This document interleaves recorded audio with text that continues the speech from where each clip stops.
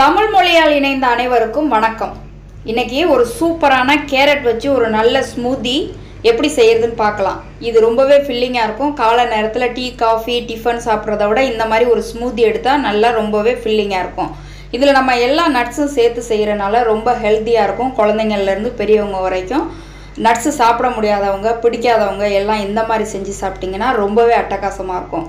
உடம்புக்கும் ரொம்பவே நல்லது. இதில் உங்கள்கிட்ட என்னென்ன நட்ஸ் கிடைக்குதோ அந்த நட்ஸ் எல்லாம் நீங்கள் ஊற வச்சும் சேர்க்கலாம். நான் இன்றைக்கி வந்து டைரெக்டாகவே செஞ்சுருக்கிறேன். ஊற வைக்கணும்னு நினைக்கிறவங்க கண்டிப்பாக ஊற வச்சு அரைச்சிக்கலாம். இப்போ ஒரு நல்ல மிக்சி ஜாரில் ஒரு 4-5 வால்நட் எடுத்துருக்கிறேன். இது குழந்தைங்கள்லேருந்து பெரியவங்க வரைக்கும் பிரெயினுக்கு ரொம்ப நல்லதுன்னு சொல்லுவாங்க.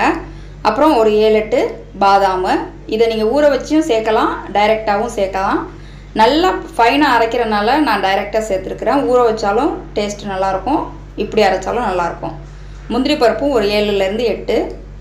இதில் வெறும் முந்திரி மட்டும் சேர்க்கலாமானா சேர்க்கலாம். வாசத்துக்காக ஒரே ஒரு ஏலக்காய்.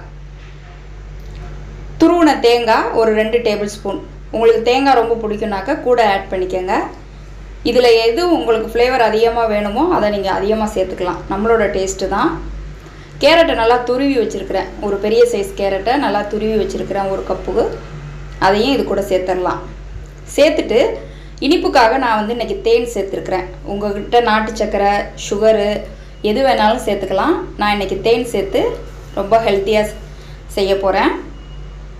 இப்போ இது எல்லாத்தையும் நம்ம நல்லா மிக்சியில் ஒரு சுற்று அரைச்சதுக்கப்புறம் பால் நல்லா காய்ச்சி ஃப்ரிட்ஜில் வச்சு நல்லா சில்லுன்னு இருக்கிற பால் ஒரு 1/2 கிளாஸ் ஊற்றிருக்கிறேன். அது கூடவே ஒரு 3 ஐஸ் கட்டியும் போட்டு சேர்த்து நல்லா ஃபைனாக அரைச்சி எடுத்துக்கணும். இந்த மாதிரி நல்லா ஃபைனாக இருந்தால் தான் குழந்தைங்க சாப்பிடுவாங்க. இதை வடிகட்டெல்லாம் வேண்டாம்.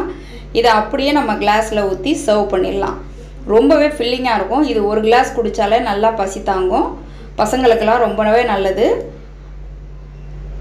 கண்டிப்பாக இந்த மெத்தடில் நீங்கள் செஞ்சு பாருங்கள். இதில் எந்த நட்ஸு இருக்குதோ அந்த நட்ஸை மட்டும் யூஸ் பண்ணி செய்யலாம். எல்லா நட்ஸும் சேர்க்கணுன்னு அவசியம் இல்லை. உங்கள்கிட்ட என்ன இருக்கோ அதை சேர்த்து செய்யலாம். கண்டிப்பாக ட்ரை பண்ணுங்கள். நம்ம சேனலை சப்ஸ்கிரைப் பண்ணுங்கள். தேங்க்யூ.